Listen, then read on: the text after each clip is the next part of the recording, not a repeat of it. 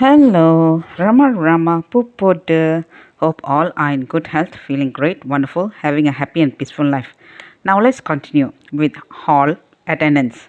Lord Krishna in the Bhagavad Gita says, out of thousands, perhaps one strives for spiritual perfection. Out of those who strive, perhaps one knows me as I am. There is also an ancient saying that goes, many are called, but only a few are chosen. The inner aspiration to seek the truth, or mumuk sutva, is a very rare and extraordinary trait. One needs the grace of God to be a seeker. It is also said that it takes a great deal of struggle and many years of striving in order to arrive at the truth. But for Bhagavan, it was as easy as reading the letters of the alphabet. Why was this? It is because he was none other than Arunachala reincarnated. Hence, the rocks and boulders in the form of Bhagavan's devotees also followed suit and attained bliss. There was no necessity for them to strive in the conventional way because they had already seen the truth. This was Arunachala Leela, the divine drama. To quote Bhagavan, it is a great game of pretending. That is the way all his devotees did sadhana and finally got absorbed in Arunachala. In other words, they came from the truth, they lived the truth, and then went back to the truth. Three kinds of people came to Bhagavan: seekers who came to meditate and contemplate before Bhagavan, focused on personal sadhana. To this set belonged Muruganar, Munangala, Venkataramaya, Vishwanatha Swami, and others. The other kind came to serve at the ashram office. The ashram could only function with various people doing their duty, and these people carried out their duty with the approval of Bhagavan.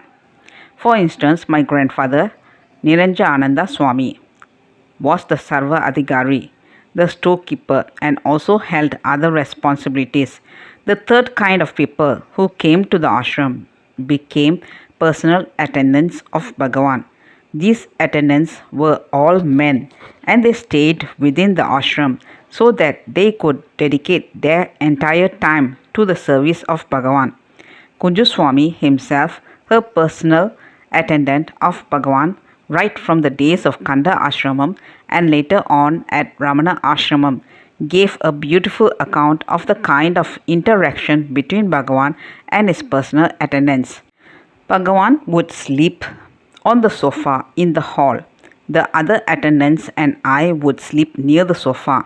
It was Bhagavan's habit to get up at 3:30 and go out. As soon as he got up from the sofa, one of us would hand him the torchlight. Not once was it necessary for him to call out to us by our name or wake us up for the torchlight.